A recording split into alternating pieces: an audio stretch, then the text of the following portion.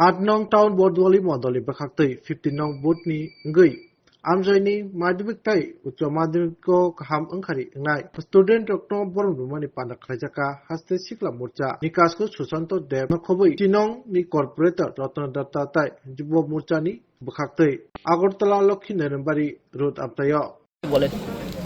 আমরা ভারতীয় জনতা যুব মোর্চা প্রত্যেক বছরে না এই বছরও মাধ্যমিক এবং উচ্চ মাধ্যমিক পরীক্ষার্থীদের বাড়ি বাড়ি গিয়ে আমরা আগাম শুভেচ্ছার যে অনুষ্ঠান আজকে বটদোয়ালি বিধানসভার 20 নং ওয়ার্ডের 15 নং বুথে আমরা সংগঠিত করছি এবং এই অনুষ্ঠানের প্রাক মুহূর্তে এই বুথে একটা সাংগঠনিক বৈঠক হয়েছে।